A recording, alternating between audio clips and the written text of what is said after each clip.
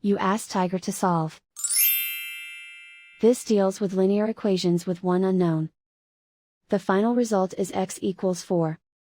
Let's solve it step by step. Group all constants on the right side of the equation. Add 9 to both sides. Simplify the arithmetic.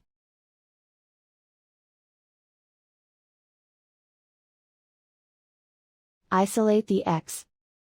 Divide both sides by 2. Simplify the fraction.